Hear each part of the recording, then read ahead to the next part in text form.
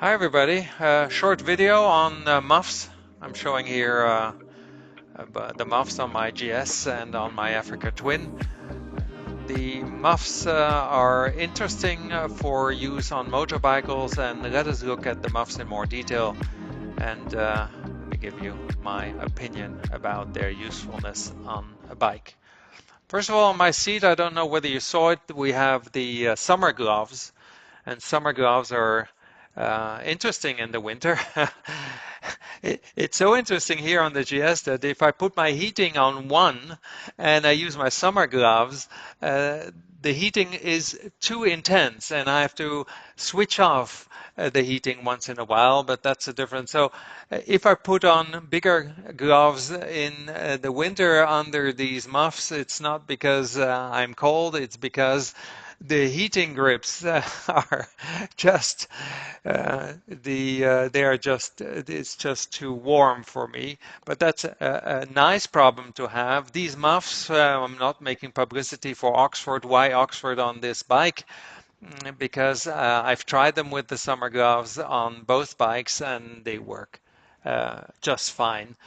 There are some things to consider and we'll look at them in more detail. Muffs are integrated windbreakers, and that's their main purpose. So they don't need to have a fur coating inside.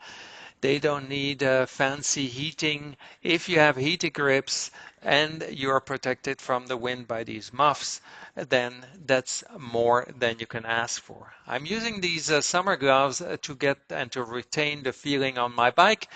In order to mount them on the GS, I had to remove or I have removed the hand guards, and that's very easy on the GS with two screws as you've seen. And that allows me to very easily, here with one hand, it's always a bit more complicated, very easily fit them on the bike and just attach them with one here around the mirror, and there's another strap a bit further on to fix them even more. Why the Oxford? Not only they are large, not only they are waterproof, in addition they have this form that they keep. So they are quite sturdy. And you see that band there, and that band is basically keeping in place. And why does it need to be kept in place? Because with the wind, the pressure on your clutch and on your brake increase, and with increasing pressure, you might encounter some action on the brakes or on the clutch, and that's obviously not something you want to happen. So having these Oxford with this shape, they're kept in shape, is a good way of ensuring that they keep in form and that the pressure on your levers is not getting too important to cause you any discomfort. What you must obviously be aware of, and you are, is that you don't see your controls anymore. So you have to get a good feeling. And that's also a good reason for the summer gloves. I can retain good control of my bike. I know where to find my indicators, my flashlight. I know where to find my different controls, and that is only possible if you have enough space as in these muffs as you see here. The summer gloves have this advantage that you retain the full feeling for the bike. So I like that very much, and it's the best compromise I have until now to use and to ride in the winter. You see here the additional strap that you can use. There's an additional way to fixate them, and we'll see that a bit later. One way to fix them even more, I'll show you, is to remove the screw at the end of the steering so that you can drill a hole in these muffs and even fix them better. But because I'm mounting them on different bikes, I tend to just fit them loosely and remove them and add them again to the bike whenever I feel like it. And depending on how the weather is happening. In southern France, it was dry, But I chose to use them because it was cold in the mountains and it's very comfortable basically. You don't have to worry. You must know where the controls are. That's the first point. And the second point, if you are in panic about having your hands strapped to your bike, which is not entirely the case, but if that causes you panic situations, you have to get used to them first. The good thing is they're not very expensive. Here's the screw. You could drill a hole in the muffs and fixate the muffs on this screw.